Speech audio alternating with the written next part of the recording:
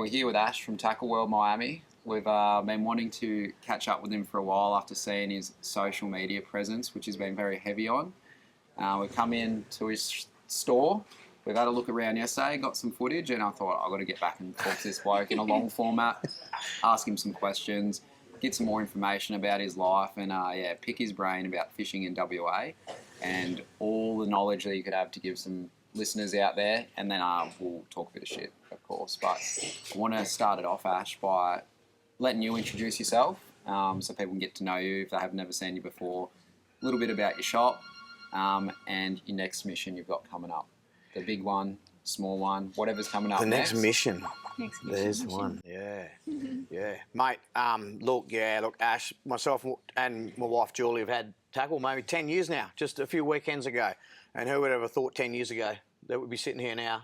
And to look to what it's grown into, it's I get goosebumps like thinking about it. It's been a heck of a hard journey, huge amount of work. But the passion that we have for the outdoors. And I think, when we even employ people, why would you want to work in retail? Why would you want to work at Tackle? Maybe I say to them, if you love helping people and helping share your passion for the outdoors, not just fishing, diving, boating, camping, the whole outdoor experience, you'll enjoy working here. And it's that sort of place. Yeah. Totally. Yeah. And I think we picked up on that when we were having a look around yesterday. You've got a huge range of everything, like tackle, dive, like it's not just a fishing shop. Nah. Like you've got everything going on. Nah, we're far from really just a tackle world. Yeah. And look, that's still our primary thing, and we love all that side of it. But the diving is big for us as well. We not just mast snorkel, but scuba as well. Boating, chandlery, all that stuff to keep you going on a Saturday morning. Enough camping gear to get you off the track for the weekend, and of course our huge Yeti range. So it's it all ties together, and it's been amazing. It really has, and I love the people that we meet, the people that you help out, and the staff as well. We have some pretty cool kids come through and complete some of their early years and go off to uni and doing different things, but they all have that outdoor passion. Oh yeah, mate. At the end of the day, you're talking shit to blokes and selling fishing gear. It's a hard day at the work, isn't it? Yeah. Like, eh? Yeah. Yeah, it's good. Mate, just sharing that passion, and what I find is, and I've always grown up on the land and in Mother Nature, right? So we're wired for that, and as people, and it's really been a bit challenging in the last few years when we see governments trying to restrict our access to these places where, to me, we're wired to be where the water meets the land, and it's in our DNA. We can't fight that. We've been doing that for billions of years through evolution, right? Hunters, gatherers, nomads, mate. 100%. Out there. We are. And what is it about that place where water touches the land, be it a lake, a river, the ocean, an estuary system, whatever it is, but we're drawn there as people. Yeah. And we're drawn there for a good reason, because it's your escape. It's where you reset, either by yourself, with a mate, as a couple, with family and kids. And it's really, really amazing. Our kids are now like 24, 25. And the experiences that we had with them by the water, on, in and under it, through their younger years. It's just time that we got to spend together that there's nothing else in the way. There's no digital noise. It's not always crazy fishing and catching. There's those quiet times, or you're just sitting by the river having some dinner or whatever it might be. And those quality times when our kids were like in their early teens and younger, it meant that the connection that we had later in life, when teenagers hit some challenging times these days, in early teens, late teens, whatever it is, mental health, all those sorts of issues. It gave us such a grounding with our kids that when they had those tough times, they could just come to us and talk about stuff that I didn't believe they'd just walk up and talk about. The connection. It is just amazing. And because we'd spent quality time in quality places in Mother Nature, like, she is amazing. And this modern world where, everything's concrete, everything's digital, and we live in that world, and, it's full noise, it's what it is. But our true reset is by getting out. 100%. Everyone talks about the fire being the bush TV, mate. Yeah. Like, the ocean is the original bush TV. Yeah, and both hand in hand. Like, mate, you've got everything then. You got everything. And, the catching and the fishing and the diving is just the whole experience, but it's just being off the grid. Yeah. With people that you love, new people, old people, whatever it is. And that, to me, that's the outdoor industry that governments have failed to recognise how important that is just for our social structure. Yeah. Yeah. Yeah, I wanted to touch on that a bit. I'm glad you kind of jumped into that now, but I'm going to backtrack a little bit before asking the next question. Yeah. Making those connections with your kids and your family, like, they are the memories and stories that they'll be telling all their mates when they come home for Christmas. I'm not sure what your kids are, they've gone away, they come back. You'll talk about them for years upon years upon years, and I'm sure you're creating more and more of those memories. Yeah. The core ones, you know, between that probably kind of age of 10 to 18. Yeah. And they'll be like, Dad, remember when this thing happened down on the river? 100%. And they'll tell all their mates, and their mates will know that story, and they'll come and meet you, and they're locked in forever. They are. You know? And they're now creating their own memories with their own mates as well. Similar sorts of things, right? Yeah. So now there's a life chain just rolling through, and it's so important. You know, and for those people that haven't had that opportunity to do it, there is a real awesome groundswell at the moment. I can feel it some days. And it's through people like yourselves sharing your stories, right? There's people watching some of these stories going on, going, hey, I didn't grow up in this. We were really lucky. My granddad grew up in it. My dad grew up in it. Like, I've had it passed down to me through generations. There's lots of families that haven't grown up in that, you know, been lucky to do that. And I see young people now wanting to get into it for the first time through awesome channels like you guys run, etc. And that's just... it's awesome. And then coming to places like this and we can say, hey, no, you just need A, B and C. Yeah. Let's not get too heavy first up. Get out there and enjoy it. You don't need 7 million things on the back of a, you know, tricked up truck. You just need a couple of simple things to get out and have your first off-road adventure, wherever it might be. Yeah, just 3 Stellas to start. Pen slammers, weren't they supposed to be, mate? Yeah, no. But it's just, you know, that for me is so important, and we're seeing it now, and it's awesome that YouTube channels and things are actually helping fuel that and keep that going as well as those of us have been lucky enough to generationally grow up in it. Yeah. I'm sure you've had this experience many times, mate, because it's what I find most fun now. I didn't really grow up with a lot of fishing. I kind of taught myself it later on in life, down stuff people. But I wouldn't say my family was even outdoorsy, but we did go camping and that from time to time. So it wasn't my first time doing it. But what we love now, and I'm sure you do as well, is when you take someone out for the first time or put them onto their first fish. Yeah. And some people, they don't, oh yeah, it's all right. And they might do it here and there, but those people that go, this is my life now, you can see it, and they just hyper obsess with it. And they get all the gear, and then they kind of go down that path of whether it's fishing, hunting, camping, whatever, but they haven't had that outdoor experience.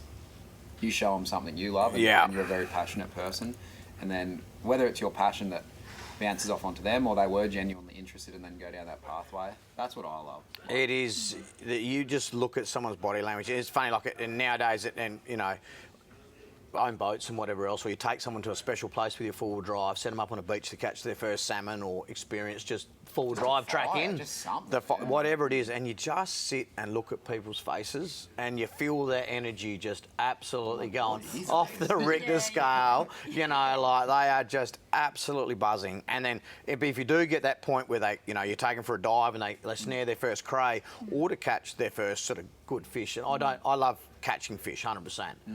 But I also love taking people and getting them on the ground and being, you know, getting them there, set them all up, take the gear, and helping them catch their first special big snapper or whatever it might be. So it's like, I've got a funny little saying. It's got behind every good fish is an even better skipper.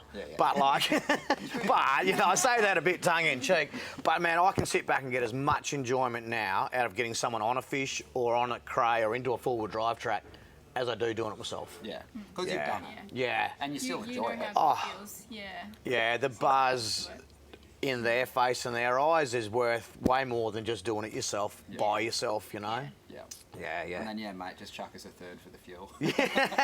No, it's a funny thing, you know, it's just, I really do enjoy taking people out for their... Oh, yeah, that's our favourite. To catch a new species, to do something different that they haven't done or haven't had the opportunity, or they've been someone that's just had a crack a million times, it just, success has never happened because they haven't had the chance to tie all those little 1%ers together. And until they come out with you and they watch all the little tiny things that you're doing to create it successful, so that it's the difference between just catching a couple or catching a really special fish. Taking a sponge as well is always good when they want to learn. Oh, 100%. And I love that about being in here, but then the opportunity to take new people out to different places or somewhere like our estuary system here, if you guys hadn't fished it, taking them out and showing what there is in here that you wouldn't even know was here is super. Snapper in here? They come in. Little fellas do. Out in the end, on the rock groins and walls, it just land-based snapper in WA, like really the last 5 years, has just become an untapped fishery that it was probably always there. But we just, we discovered it with drones and different things, and everyone thought they had to go out in the eye of the storm and sitting there with jackets and getting wet and whatever. Now we know, 100% it was. Now we sort of know in the southwest WA that the size of the land-based pinks that people catch, and thankfully we can do it all year round for demersals land-based, but the size of the pinks that you get post-storm, you just need the dirty water. That's all it is, and understanding how the pink snapper work. When I'm trying to explain it to people, I say they're a bit like kangaroos. They're in the bush all day, sleep under the tree, whatever it might be. So they're up against the reef system or in the reef system, just chilling out of the current. Then they'll just come out and graze the grasslands like you see livestock animals do in the wild. So if you can imagine, they leave the reef system and they'll push across just barren sand to get to crabs, abalone, ockies, all those things that are just on little rubbly bits of limestone at the back of the beach. And after big swells, when crabs have been smashed up in the swell, sea urchins have been smashed up, biggest thing ever to catching fish. It is, mate, and they just love hunting in dirty water. The dirtier the water, the better. And so you don't have to be out there in the eye of the storm getting wet. Just wait till the next day. Wait till the swell just eases back a little bit to make it fishable. And then as well, you don't have to have a drone now. Like, guys, you find the right places, use a good burley technique off the beach as well, and guys are catching, crazy fish, 90 centimetre snapper off the sand, man. How good is that? That is hectic. It is. We were briefly talking about this yesterday. Yeah. Well, if you did that on the East Coast, you are the king. Yeah. Instantly, And this section here, like from Mandurah south, the beaches that we've got access to here and down around the Capes region, it's just super fishy land base for pink snapper. Like you say, right off the end of the doors, we'll cut wall here. We can do it. It's so cool. And so cool. If you're not familiar with WA, like wild oceans, everyone gets a bit worried about it. Everyone has huge boats. That front part from the sand to the first reef, or not first reef, probably the first K, doesn't get hit that much because everyone's going out. So you might get your little tinny trolling up and down that first little bit, or the first reef, like throwing a few lures or dropping a few baits. But from the sand out, I don't know, 100%. probably a K. Yeah. It was really untouched. 100%. And there's so much beach, you can't comb it all. So I said to guys, like when droning first started getting serious, we just opened up 400 metres of coastline that's never been fished all around the country. Yeah. So you take that 400 metres all around Australia, that's a whole lot of country that's basically never been fished. Now those fish don't reside there all day. Like I say, they come and go. They go in and they come out. Like they go back to the reef, they come back in. Like the snapper graze like sheep and cows across a paddock and then rest back up against some structure when they're not in the mood. So one of the biggest things I talked about then, like if you want to really catch a species and really understand them, don't be scared. Open those stomach contents every time you clean a fish, and just have a little look. Hey, it's a spin out, and it'll just help you really understand what they're eating, why they're eating, how important a burley trail is. I've opened up snapper that have like more than a dozen perfect muley cubes that we've been using to cube just to keep them interested. They're not even squashed. They're just seen swallowing them like jelly bean baits, just little cubes. It's just like you're grabbing a jelly bean straight down the hatch, hardly even chew it. And they're just perfectly arranged inside their stomach until they get a bit excited, right on cue when it's feed time, grab a bigger bait, and hopefully the one with the hook in it. Yeah, match the catch, match the hatch. Yeah, it's so relative across so many different things, eh? Yeah. That was a big thing we learned. We lived on Hamilton Island for a while and did a lot of fishing out there in the shallow reefs, catching trout and that. And there's a little jetty that you can fish off on Hamilton Island, and you don't catch a heap there. There's a few videos on YouTube where people catch like big queenies and a few other like little sharks and stuff, but you can always get live bait there. And they have these tiny little silver things. I don't even know what they are. They're like a little tiny pilly. But we were catching trout and we kept finding them in the mouth. Yeah, there you go. Pull them in, they'd be like one or two. Yep. And from our fishing, we'd go down in the morning, cast a net, get like 100 or 200 of these little things, and they're tiny. They're like an inch long. Yeah. And we'd just put one or two on a little hook, and our trout fishing went through the roof. Like, there you go. Because we were using like big baits and, you control like lures over the shallow reef and stuff like that, and you'd get one that'd come out and smack it, and you'd still catch them, but from using these tiny little, I don't even know what they are, silver things, our fishing went nuts. Yeah. I talk about... Which is weird. Like, I would have never used that, but from just opening them up like that's it. And whether that's just for that bit of area, might be different up north, or other places you go. But for where we were, they love these little bait fish. I don't know what they are. I should probably figure out what they're called. But that's it, just a little silver bait fish. But it doesn't matter, like, you don't have to, no, it doesn't matter. And so one thing that I do, like, talk to people about jelly bean baits. Yeah. Like, sometimes it's a bit like us. We don't always want to sit down for the big porterhouse steak, right? True. And so many times over the years when I was experimenting, you know, when we could use a double paternoster rig for our bottom bashing off here for jewfish, snapper, break sea, ball chin, all that sort of stuff. So we'd have 2 different hook rigs, 2 different sizes, and I'd often run like a full 6.0 snell on the top with a larger bait for jewfish and bigger snapper and stuff, and on the bottom just a 3.0 or 4.0 single hook by itself. And the amount of times we caught the big fish just on a 3.0, 4.0 and on a smaller bait, it just makes you think, hey, you know, and for sure, plenty of times they grab the big one as well. Yeah. But if I didn't have that small offering that day, we wouldn't have even got that fish at all. Yeah. But as well as that smaller bait gave us the Skippy and King George and all those other things as well. So, yeah, jelly bean baits, you can scale up, but there's so many often. Some of those older guys just love nothing better than half an ockie and a 10.0 hook, and they just want to catch that one big fish. But if you're truly going out, and look, yeah, it does convert at times. But if you're going out to explore jelly bean sized baits, slightly smaller hook set than what you might have used yesterday, and just try it for yourself, because it'll equal success more often. And that's something we always talk about, is always working on the boat. Like, if you're seeing fish below and you can't get onto them, or they're not feeding, maybe they don't feed, maybe you do have to move to a different spot, but you can always change it up. Yeah, bigger hook, smaller hook, different bait, different lure. Work it. If you're getting a good sound on that, a good read on your sounder, and you just have a couple of drops with the same thing and move on, you haven't really given it a good crack. Yeah. And if you search a new ground, you don't find good ground or new fish all the time. So it's worth spending that extra 10 minutes, have another rod ready to go, chuck it down, even numb-weighted bait or something like that. Yeah. Just gives you more opportunities. And that's working hard and working the boat, rather than just dropping down what you got ready to go. The bait's been sitting on it for 10, 15 minutes, nothing there. There's nothing here. No, and mate, another one in that is going down to a lighter leader.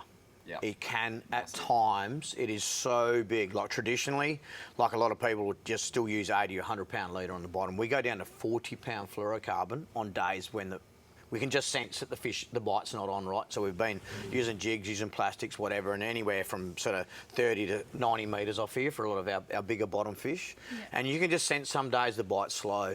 And we've done it. My son does it really well. He's always first on the boat to go from 60 down to 40, go from 40 normal to 40 fluorocarbon on a jig in 70, 80 metres of water. You think 40 pound, scary, but we're only running PE3 and 30 pound mainline anyway.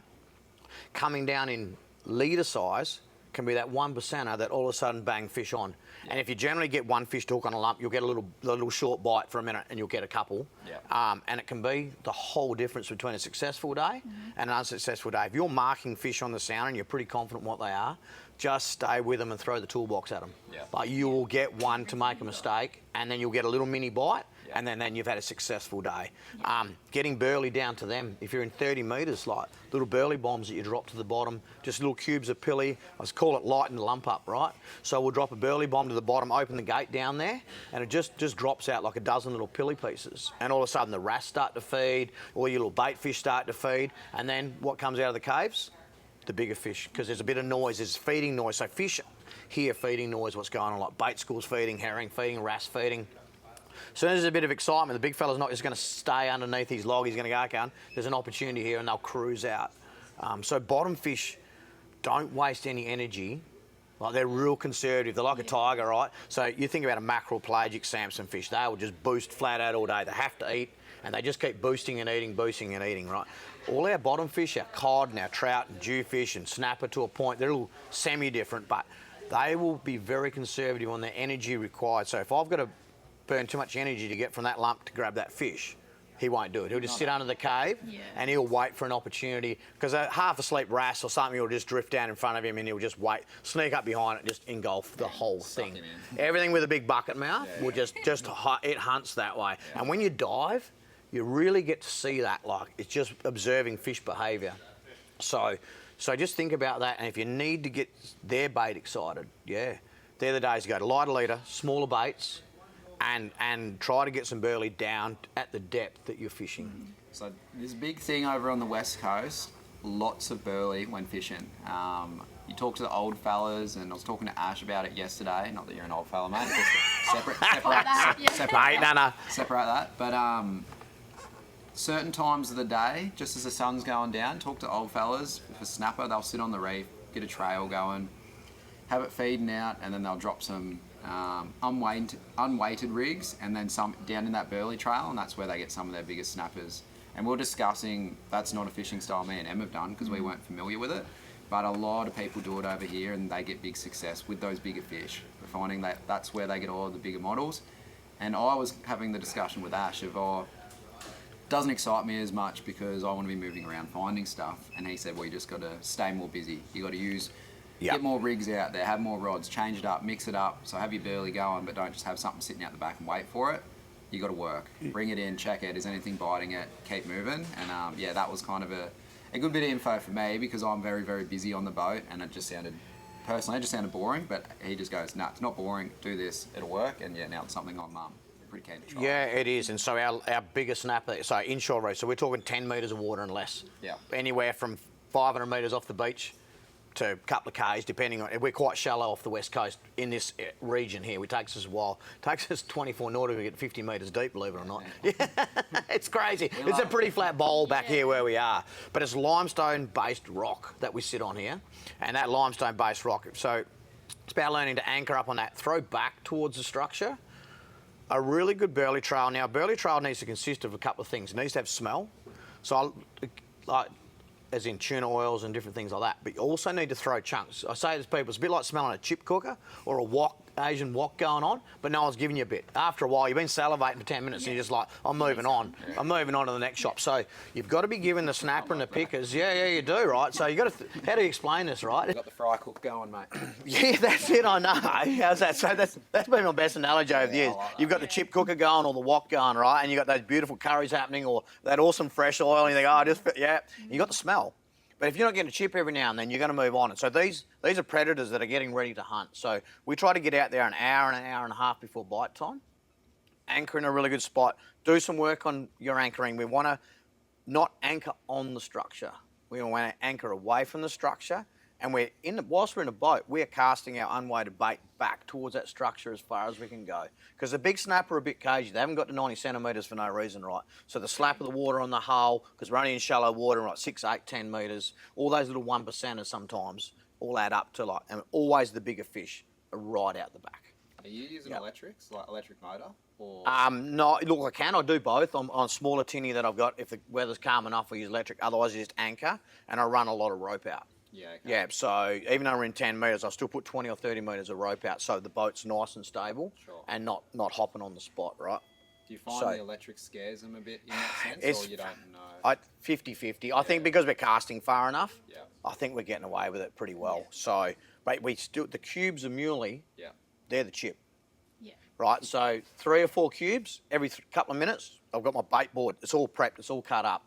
And we're working 4 rods. And you're talking about, that just sounds boring. Unless you go and have an anchor and burley and sit back and have a beer and watch the sunset and hopefully a rod goes off. Man, it's completely opposite when you're doing it full noise. So we've anchored. We've got all our baits chopped up. We've got snelled rigs, like 260 snelled, a tiny little bit of glow stick, a bit of Lumo glow tube because we're fishing dirty water. And it's just a little 1%er for snapper, but it does work as well. That's something that we've recently gone Yeah.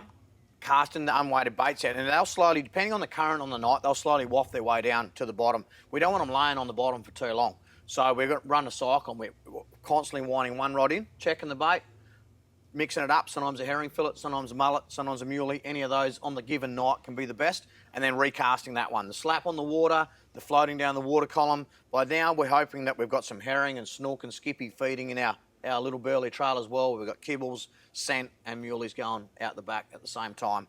And then if we do catch a couple of smaller snapper in that first hour or so before I even expect a large one to bite, I know this is game on. The big ones are out there. We're just waiting for them to click the switch and go. So it's just all about prep and it's busy. You'll get a couple sitting back, but if you really want to get into them, it's non-stop. Like as the decky and keeping 4 rods going, it's full noise. It's hard. Are you casting over it or just in front of it? Up to the edge. Yeah. Okay. Yeah. So I'll sit back from the structure as far as I can, and I feel like I'm casting my muley. So with the burley, we're bringing the remember I talked about the snapper getting out and grazing? So they're starting to leave the lump. So I'm getting them away from the structure. So my baits are landing pretty much on the edge of the weed, on the edge of that structure, and the main lump might be another 20, 30 metres behind them, but they're just starting to come out into the paddock. And the cool thing, you hook them there, you're not going to bust off either. No. So you can just enjoy the ride, and if you do get those big fish, and they do take you for a fair few good runs, you don't have to panic, don't have to stress. They're not going to hit the reef. You got fish under control, and you can just enjoy the ride. Yeah, get that big pink slab just glisten up in that top metre of water through the dirt. It's like high fives all around, you know. Have you got any jewies in that kind of depth? Similar technique or? Yeah, what we often find is, so we'll catch the peak bite for the snapper is as the sun literally touches the horizon and the 20 minutes of twilight that you have. Once it gets dark, often that's when you'll get a jewfish bite. Yeah. So sometimes you'll still have a rod out there while you're cleaning up, packing up, doing all that. And I tend not to stay too long after dark, but that's when I picked up the jewfish with the same technique. Yeah, Yep. That's an interesting thing as well because my favourite time to fish is at night. Yep. We've done a lot of night fishing. Yep. And pretty much, I'd say 95% of the time I've gone out off here at night. Yep.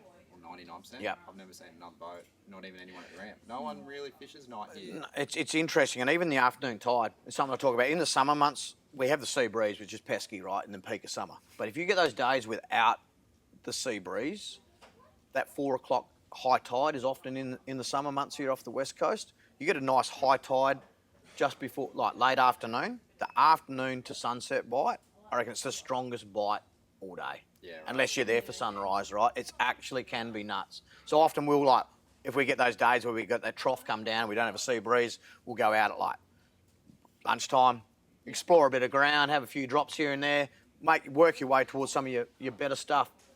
4 o'clock sort of bite time, between 4 and 6, 6:30 can be the bite of the day. And then you haven't been out there for like 8 hours, you're not totally cooked, you've had an extra coffee for brekkie, you've had a feed, it's gentleman's hours, but you hit the best bite. And so just look at your tides. Sometimes you can't always go out in the best moon phase because, work and play doesn't always line up in Mother Nature's weather. But yeah, don't be scared of testing that afternoon bite more. You're right. The West Coast doesn't do a lot. I'm all for that because we're always like 3 a.m. Like early morning. He's dragging you out of bed. So I'm keen. All right, yeah. Back at like 10 o'clock at And night still anyway. late, Yeah, you might want to play this podcast back to him, right? Yeah. Remember what Ash said? Yeah. So no, it's a cool thing in the West Coast, like that afternoon bite. If the wind drops out, it can be just mirror out there, and it can be really, really successful. And look, a lot of these predatory fish, they got big eyes for a reason, mate. Yeah. They hunt at night under low light. That's what I was saying, everyone. I was Yeah. Yeah. We're by no means like gun fishermen, especially like over here. I don't know much about jewies and all that, but we have been hunting them the last year. And the first thing I said to everyone, and nannies, I was like, and nannies are deeper sea fish, but I was like, look at the eye on them. Yeah. Like, they must be able to see pretty well at night. 100%. And no one was hunting them. One of the big issues, which I understand, is when you go out at night, in times of year, there are 1 million crapots. Which are hard to navigate when it's pitch black. Yep. But if you go somewhere where they're not like a main boat ramp or that, or just cruise up the coast a bit, you just get past them easy. And clear your track before you leave, right? So we do a lot of nights like that, twilight, and you're coming back snapper fishing in the dark. So it's about clearing the track. On your trail out, you don't drive across any of the limestone-based stuff or the reef line that we're going. We go in between them. And then that way, on the way back, we follow the same track. We're nowhere near any crapots and floats, right? We just follow the sand seams, and if we zig out, I've got a couple of spots where I zigzag my way out. But I'm following all the sand seams to get to where we're fishing. And then on the way home, I don't have to think about a craypot. I can just follow my track back. GPS is cool as. Follow your track back, take your time, just cruise along at, 10, 12 knots. You don't have to be doing 20 knots in the dark. It's not cool. And then, sneak your way in. You're generally not that far offshore. So that's what you can find at night. You don't have to go very far either. Yeah. And then you go there, you only use 20 litres of fuel, not 200. Yeah. You've had a good day. Yeah. Yeah. And look, and the other thing about that, so fish prep, I leave my fish in my ice slurry that night. Get back, wash the boat, wash the reels, leave the fish in your freezing saltwater ice slurry. Next morning, put a thermometer in, mate, they're at 0 degrees. They're an absolute primo nick. And when you fill it off a fish that's cold and hard like that, it's absolutely mint. You can do such a good job. True. Yeah. And if you've got to go to work early, I've done them the next night and they're still sitting in 0 degree water. Yeah. Oh, Yeah. we're not coming back that night and doing it. No. We're going to bed. Get back late too in the dark. Yeah, take forever. So I want to wind back a bit, mate. Yeah. I want to talk about, you've kind of hinted on it already, that your old man and your grandpa taught you a lot of this stuff. What is your earliest memory of fishing? How young were you? What were you doing? Where were you? Yeah. Yeah, I think what got me hooked is, I'll get passionate about this, but yeah, we lived in agriculture, inland from here. It's where I grew up on a farm, 300 k's inland and 200 k's up from the south coast. Yeah. Little tiny farming community. Snapper country. Yeah, yeah.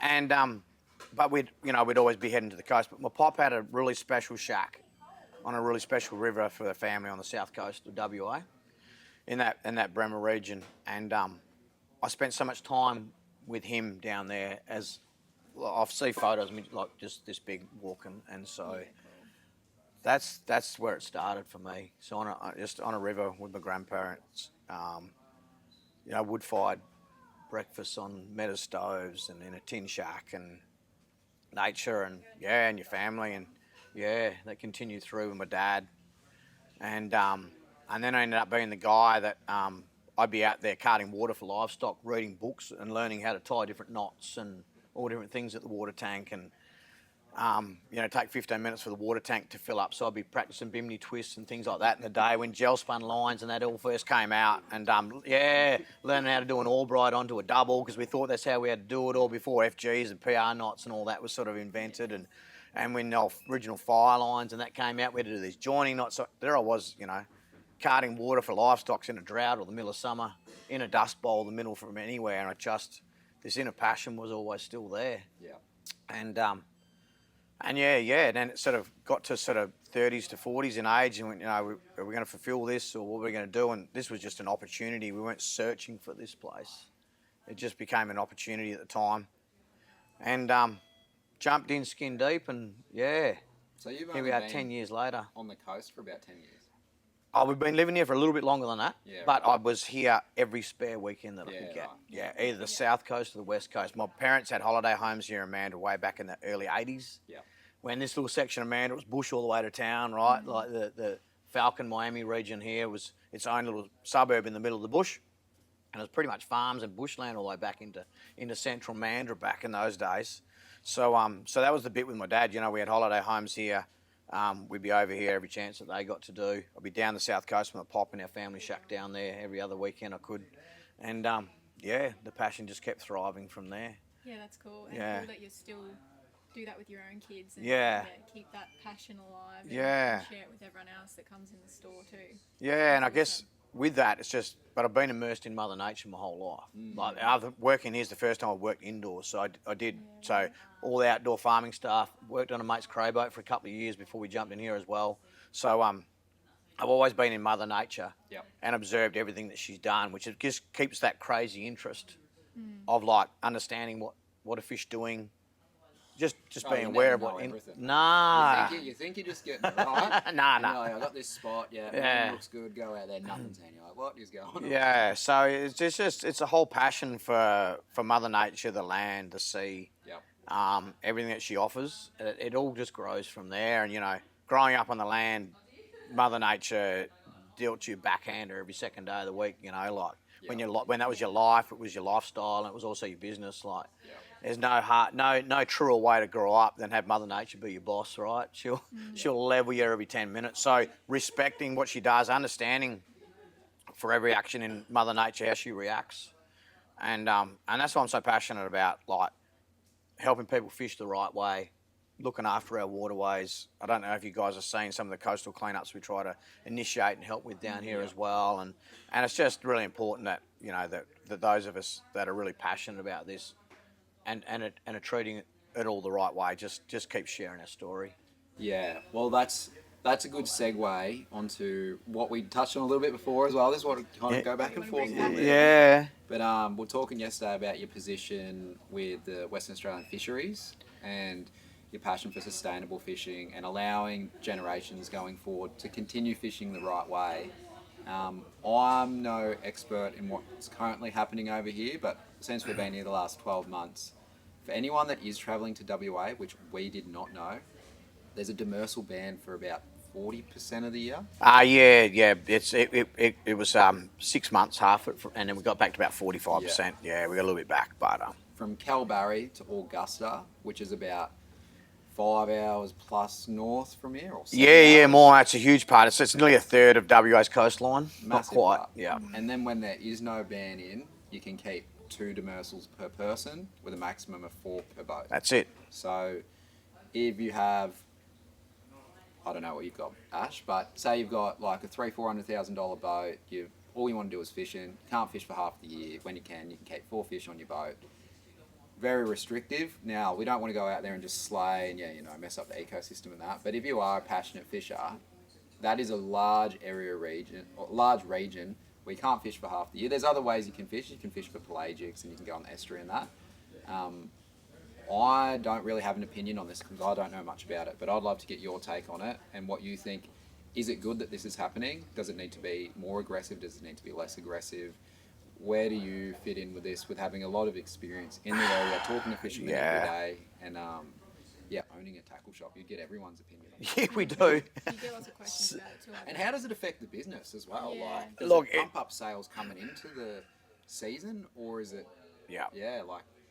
The changes were massive. Like when the changes first kicked in, it was hard work because demersal and that bottom fishing, it was hard to put an exact quota on it, how much of our fishing turnover was it, but we reckon around 40%.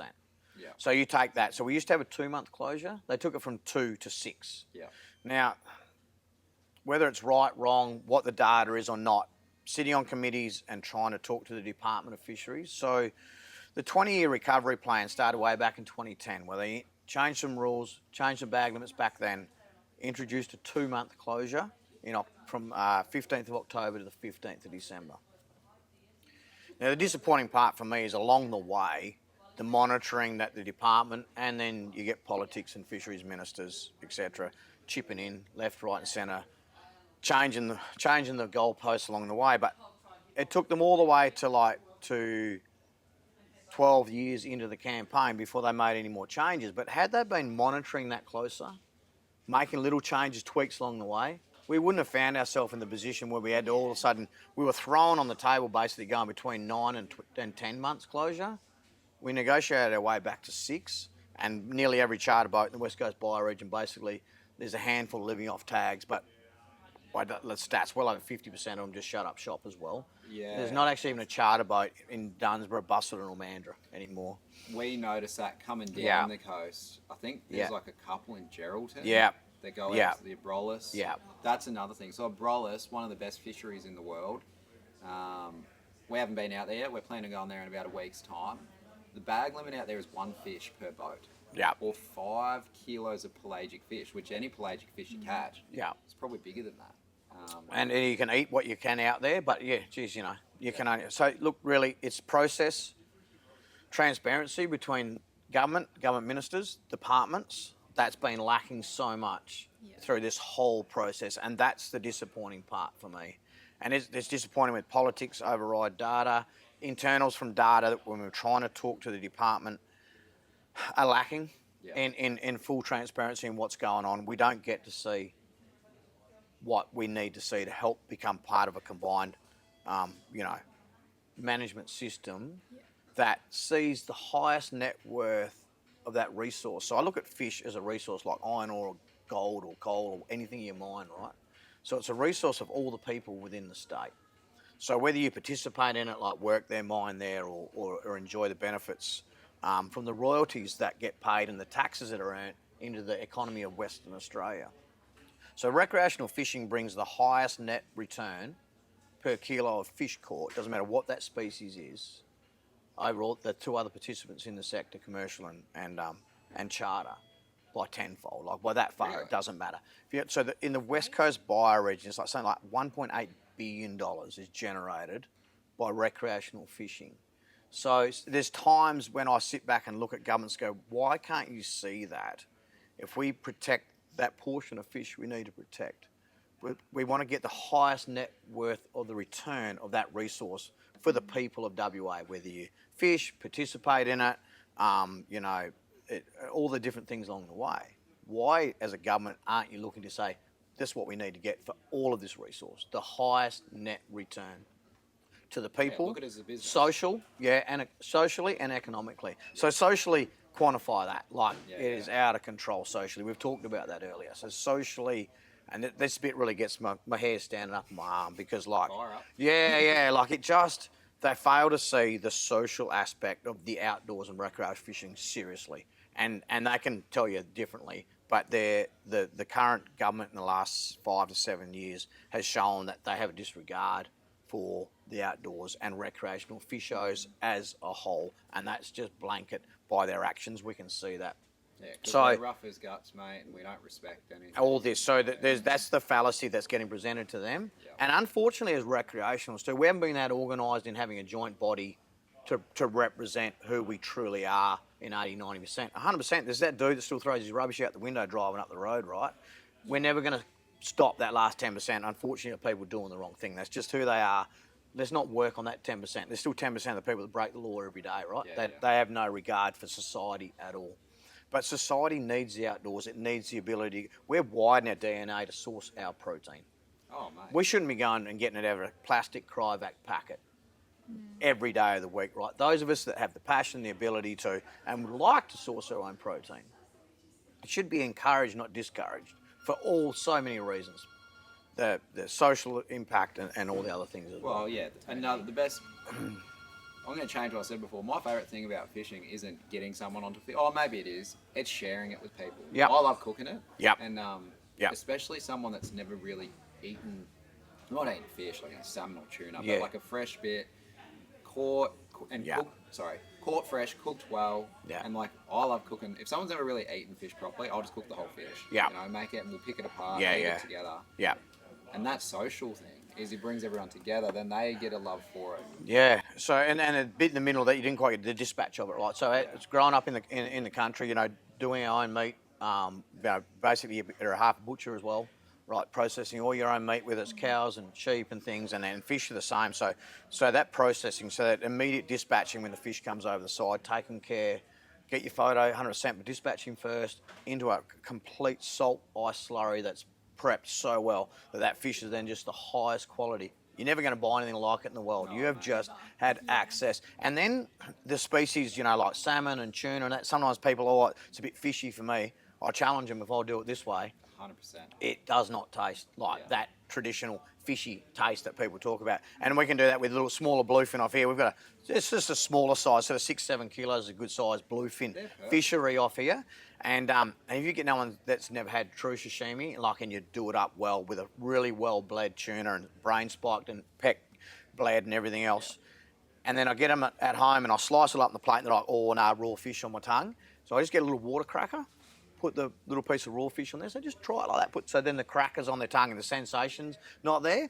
And then you just glance like in about 3 or 4 minutes time and you'll notice they're just wolfing in and they're not taking the cracker anymore. Like they're just straight into the soy or whatever you like it. Yeah. And so, you know, it's just getting back to that. So, you know, I just want the ability for governments to truly, one with consultation. They talk about consultating with recreational anglers and outdoors enthusiasts. That's debatable. Right, really in a nice way. Like they're set with what they do. They open, you know, consultation periods up, but evidence and data shows us in the last 3 to 5 years here in WA, they truly aren't seeing or engaging us in that consultation process to a point of coming to the best outcome for that bit of coastline, that species, that fish, or whatever it might be. So that's what's got to change in government. Consultation is truly consultation from a good section of representatives from all the different sectors. And then we're going to look at that highest net return of that resource, socially and economically, for the people of the state. And you think about it when you go fishing, like you'll come to a tackle store, camping store like ours, and you'll buy a bit of stuff, 100%. But you think about everywhere else where you tap a card in the economy before you even put your boat in the water, right? You've got your car, you've got your boat. Don't have to. Yeah, you've tapped it, you've filled up with fuel, you've stopped at the bakery, got some buns, you might have grabbed some water, cool drinks, you've jumped in, pie, yeah, pie and a chocky, happy days. You'll pay $10 at the boat ramp. You'll drop a little bit of things here. You might have gone on a road trip, so you'll be paying accommodation. You'll get in late from fishing, you go to the pub for dinner. If the wife and kids aren't into fishing, they'll go around town and buy some souvenirs, go, you know, shopping, whatever, wherever the little coast. 100%, Yeah. So totally. it's people just look at the tackle store.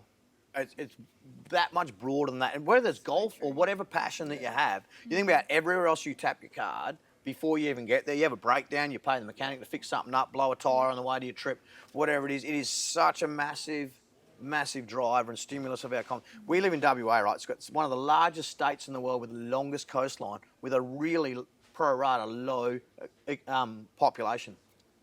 And this is what I talk to people Yep. about all the time. Yep. Like, Queensland's big, New South Wales big's not that big. Yeah.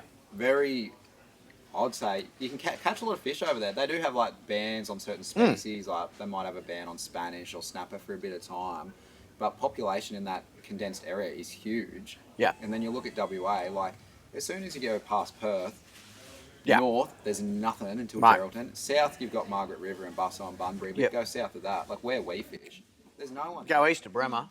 There's so far between boat ramps even. So there's all these natural zones. And on the south coast of WA, the weather's actually a natural zone as well, because when the winter swells and that coming down, there's no one getting offshore. No. So its own natural marine park is happening. The weather is regulating itself. And look, up north, like you said, it's so sparse. There's so far between boat ramps. So look, it's a challenge, but we're not going to go away.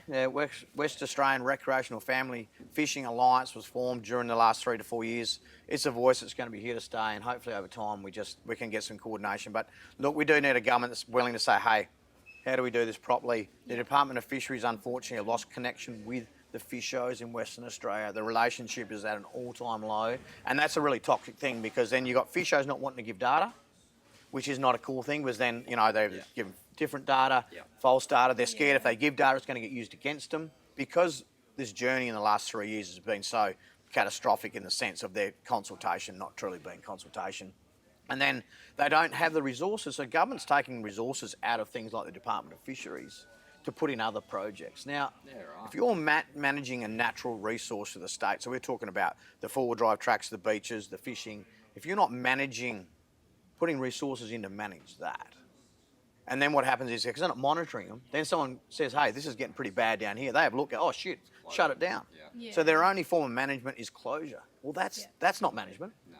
That's a cop-out. Hiding. And it's a failure in your own management through the last 10 or 15 years. So they're only covering up their own mismanagement by shutting things down. And that's disappointing for me when it's such an important resource. What it could do for tourism in WA, the West Australian jewfish, it's only caught right here in this piece of coastline, and it is an amazing, awesome species. Yes. 100%.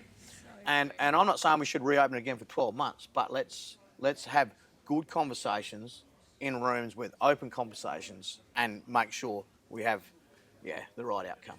All the old fellas every day. So when you're in here, like, it's a bit like going to the hairdressers, right?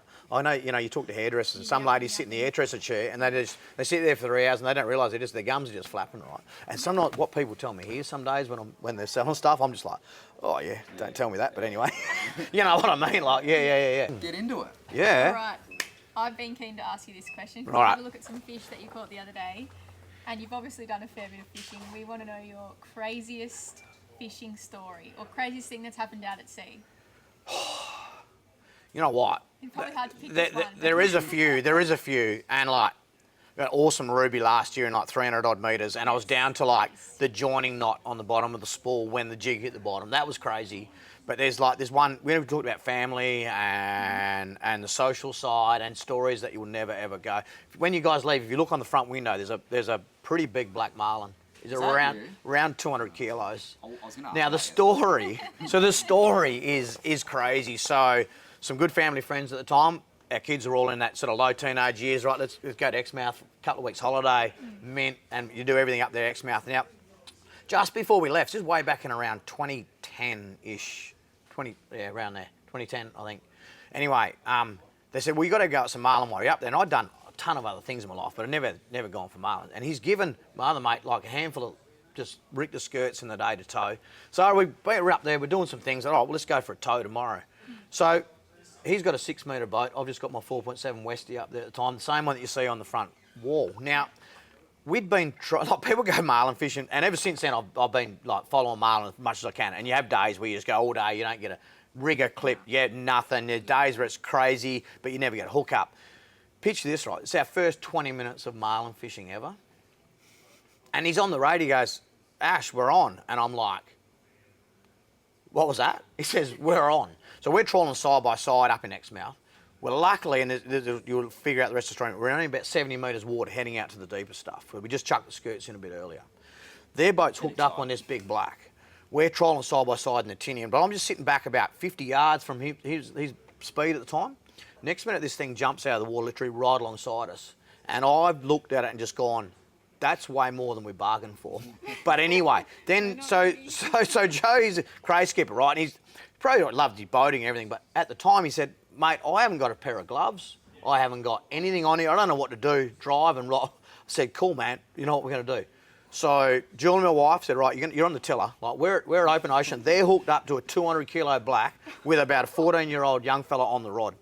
He's on a Talika 16, a Tyrannos 16. Nice. The night before, we thought we were going to have a go at him. So it's braid underneath. I can't remember what braid. We just put a full 60-metre roll of 60-pound Jinkai top shot because that's what we had on. Thought we'd better have a bit of a top shot on here. Rigged it, everything else right, how we do it.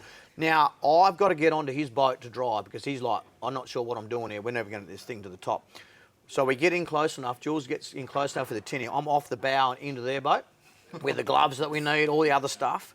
And then I jump on the wheel and then we're trying to get some angles and back down this thing. Now, the only reason why we landed that fish with the gear we had and what we had was we were in 70 metres of water. And every time it went down, we watched the 60-metre top shot go past, about 10 metres of braid and it hit the bottom. We'd get some angles back down and get him back to the top. About halfway through the fight, so now there's Julie and the kids just cruising along in the tinny alongside us for like 2 hours. Like, it was 2.25 hours. But about halfway through, like, all the other kids in the main boat we're on had a fish. Passed the rod around, you know, it was exciting for everyone. First big... And we thought, back then, everyone hooked onto a 200-kilo marlin first up, right? And this is how cool is this marlin fishing, right? And then it gets to Lockie, my son, he wants to have a go too. So Julie brings the boat in, the tinny right in close again, offloads him onto the boat. Lockie has 20 minutes on the rod. And these are all kids like 12, 14, right? So we just keep passing the rod around. They get puffed, passing on the next one. I jumped, I was on the wheel. Anyway, 2.25 hours, we got him up. The fish was still cool because he hadn't run that far because we weren't so deep. Got the hook out, got a full cool release. But that is the craziest story ever, to think you've been transferring kids so they all get a turn. Yeah, we hooked up in 20 minutes. It was, we took some really good pics and showed some people at the time, like, man, I don't know how close. Yeah. So we're heading out to the deep. It's funny, there's an area in Exmouth where you head out and other people have hooked big fish there too, just on the inside before the 100-metre drop off. But to do that, in your first up, when you're green as in marlin fishing, and we've shown a lot of people at the time over the next few days that pic, and they've all gone, look, yeah, that's every part of 200 kilos. Who took the photo? Yeah, we actually had one of the girls on the boat, the older sister. She had an awesome SLR and just snapped away for 2 hours. And with some of the shots we've got are just out of control. Right. So that we're not hooked up in the tinny, but that's just the tinny in the corner. And the marlin's literally jumping right there. So we're hooked up on the big boat, but we just kept transferring people. That's a sick photo. It's mint, isn't it? And so then, so we Julie's ended up, she's had the toughest part. She's been just following the big boat for 2 hours in the tinny. While we're hooked up on this thing. And look, there's some crazy fishing stories, but that would have to be one of the best. And there was 20 minutes in, like, so there was 8 people enjoying that one fish, cool. And all 8 people will tell that story today, just like that. That's probably all their craziest stories. Yeah, if you ask all of them, they tell probably that. It's got to be up there because we're all passionate fishing people and had some really exciting captures, ones that you got away, ones that you got without expecting them. But that was pretty crazy. Yeah, I love that. That's cool. That is so cool. And then I've been there many times towing lures ever since for donuts and whatever else. Crazy hookups, lost fish, best bill fishing for you. Yeah. Yeah, we've only done it once, and we were lucky. We got 4 little blacks. Yeah. Em didn't love it that much. She was. Well, I'm glad you said 2 hours 15 minutes or 45 minutes, because how long did I try and get the other one in? Yeah. I was at least 50 minutes. Yeah. And I kept saying, you're going to have to help me, Yeah. And he's going, no, this is so much better if you have done it yourself. Yeah, 100%. 30 kilos. Yeah. Yeah, but... And look, things have changed heaps over the years, like marlin fishing, marlin techniques. You know, I got to go up with Captain Whitey last year on Terralizer, and when you start swimming gars and using circle hooks, your hook up rate, like we got 4 out of 5 in like 2 2-hour sessions. Like, you just don't miss them. Switch baiting them now on teasers is if you want to do something so exciting in your life, like switching sails or switching small blacks with a gar. When you see a marlin come in lit up, like fully lit up, 10 feet from the back of the boat on a teaser, man, there's no one who's goosebumps. If your arms aren't standing up, like you're not into it. Yeah. Yeah, we haven't done much of that yet either. Yeah. But yeah, that's proper work in the boat. Absolutely, yeah, it is. And then running really light drags, so the fish don't go down as much. So there's so much that have changed in that space from 15 years ago when we caught that first one out in the front wall. But that is still the most memorable marlin that we know of. 200 is massive. Yeah, it was a big fish. Yeah, for blacks. And on average, a lot of Exmouth's fish are like, way under the 100 mark. So to pluck that 20 minutes in out of nowhere, the people have been catching marlin their whole life and never caught one that big. So that was our lucky story. You take someone, I remember taking some kids brim fishing on that special river down the south coast with my pop. And you take some kids with our kids, can I bring a friend? 100% you can bring a friend. And you just give them a little rod with some mono and that on there and hang a bit of prawn over the side. This is when our kids are like 10. And my son was so passionate, so competitive in the fishing space. If his sister caught anything bigger. But when you brought a friend down, and I remember friends, like some of his little mates, like landing 43, 44 centimetre black bream on their first ever bream fishing adventure. Yeah. And it's like, so, we've had our good luck catching the 200 black in our first marlin adventure. Yeah. Everyone's got one of those. Yeah, so cool. So cool. I've got a couple of quick questions to end it off, mate, and then I think we've pretty good combo so far. Yeah. I know we could talk for hours, but we're trying to keep these a little bit shorter because I love talking and I could just keep going, but I know you've got stuff to do. This is one for you to think about. You're stuck on an island. You got only one rod, one reel, and one lure. What would they be? Or would you prefer to go hand line? There we go. No, I'd go a rod. Run me through them. I'm just going to look this. Yeah. No, I'd go a rod. And when I'm in here talking to customers about different rods, and different things, I talk about, when you go and play golf sometimes, and it's a bit of a novelty game, and you're only able to use one stick. So you'll pull out your 5-iron or something in the middle, and you can get your whole way around the course. You can tee off with it, you can putt with it, you can do everything with a 5-iron, right, in golf terms. So there's a rod that's 6'4" long, 6'4" one piece, P 2 to 4. So 20 to 40 pound in the old kilos. PE rating's one of those funny things they put on rods. But anyway, 20 to 40 pound, like 10 to 20 kilo rod. 6'4", 5,000 reel, 30 pound braid. Because with that, I can use that to cast off the rock groin. 6'4" is long enough to throw a slug at a little tuna or anything swimming past. So I'm on this island, I've got to live right. Yeah. So I've got to catch something. So it's just long enough to flick a little metal offshore. If I happen to catch a small fish, I can then throw an unweighted bait on it, and at 6'4" and 20 to 40 pound, I can still land, 90 centimetre snapper. Anything that's going to handle it. The 5,000 reel's nice and light, so I use that rod anywhere from a rock groin. I can use anywhere from the rock groin to 90 metres deep. So 6'4", 5,000 size reel, 30 pound braid max, 30 to 40 pound leader, and then what lure? Mate, I'd have to... And colour. Yeah. We'll add that in. Yeah. Honestly, what is one of the most versatile things ever? It's just a Halco 15-gram chrome twisty. With the red or just No, straight? just straight chrome. 100%. If you had to live, mate, if I had one of them, I'd open my little box up on my kit or whatever, washed ashore on the beach with my shipwreck. And if there was a Halco 15-gram chromie, I'd just relax, mate. I'm good.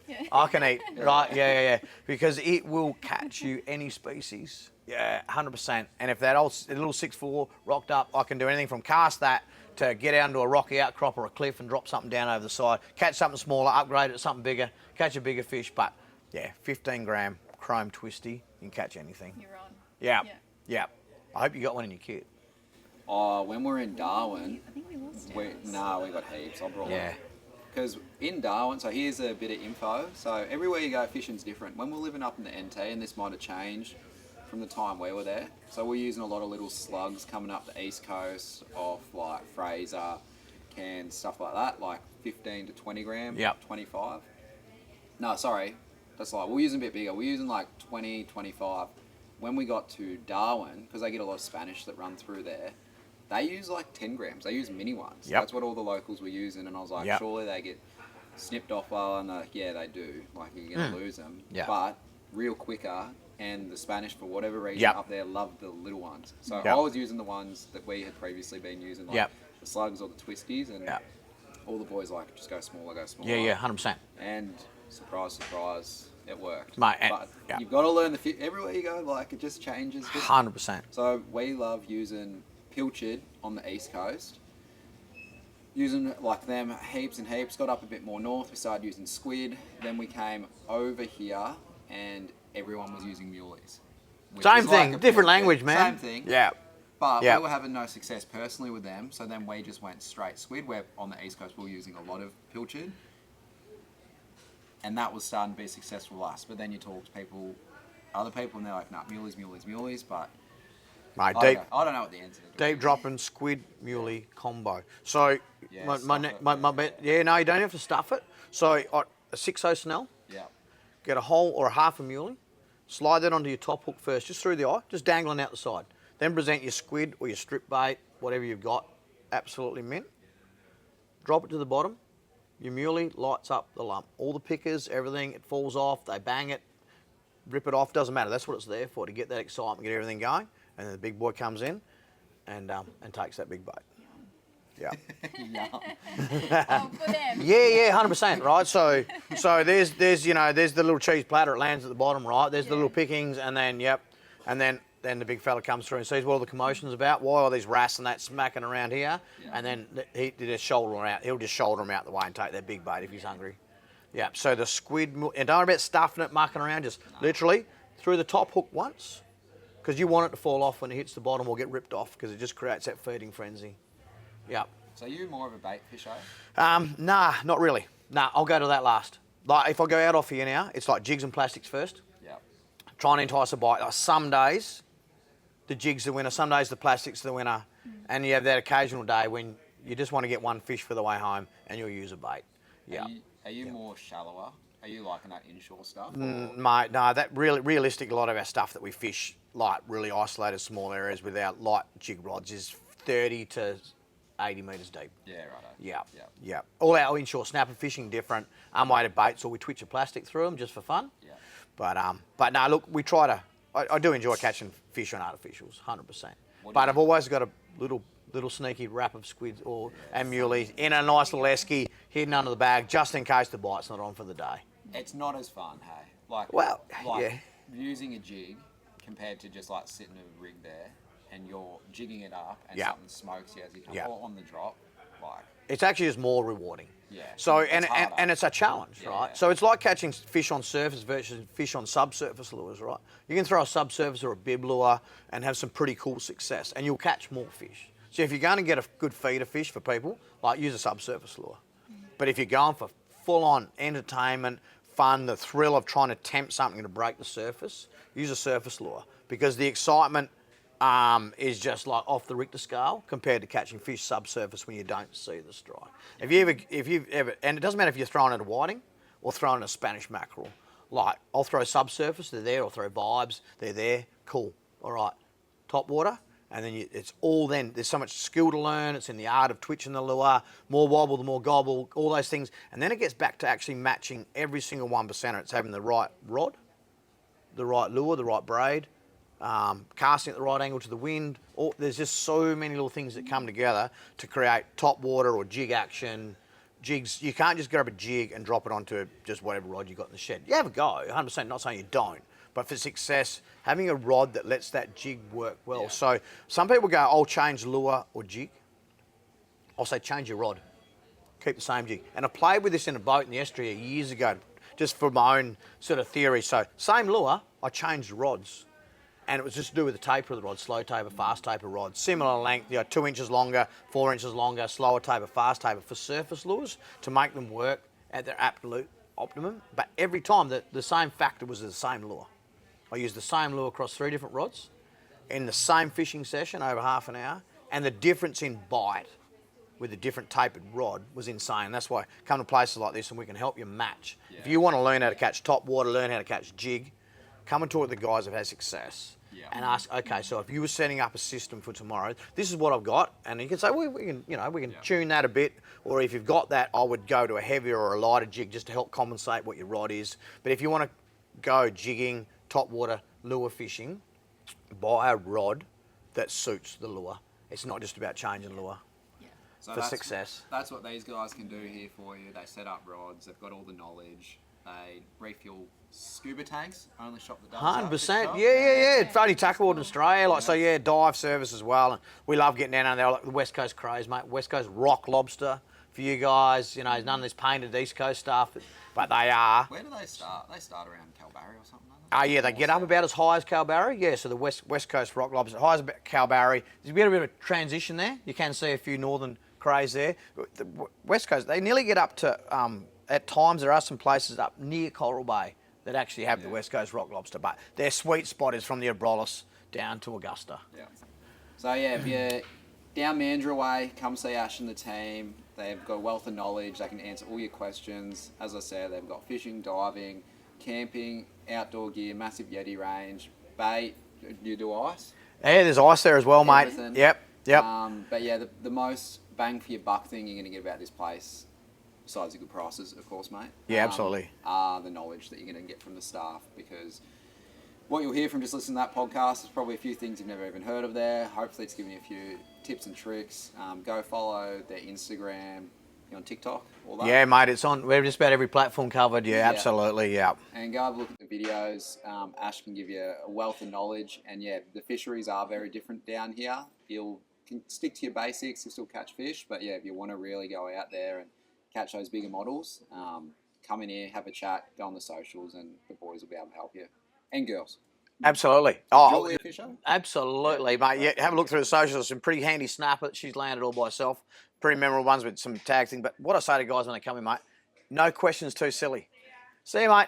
No questions too silly. Don't be scared to ask. Come into a tackle shop like ours. We're here to help you have success. And I want you to have success, right? So come in and ask. And when I set people up for the first time or second time or a new species or something, I say, come back tomorrow or the next day. And doesn't matter what it is. No questions too silly. We're all here to help share our knowledge and help you have success out on, in, or under the water, because that's what it's all about. And fishing is very hard. Like, I still will come in with a certain rod and reel. I'm like, does this work? I don't know everything. And there are so many questions that are unknown. As you said, change the rod, not the jig.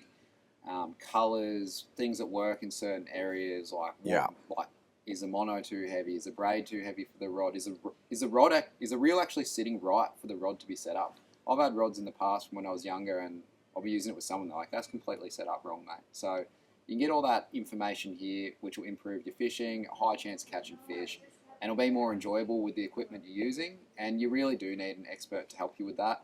You'll see in the fishing industry as well that the gear changes all the time.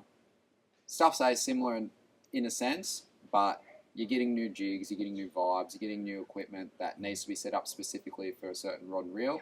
And that's where these guys can help you. You're not going to get that in a big shop. They're going to give you the stuff they're trying to push and sell the most. They're not going to give you the proper information.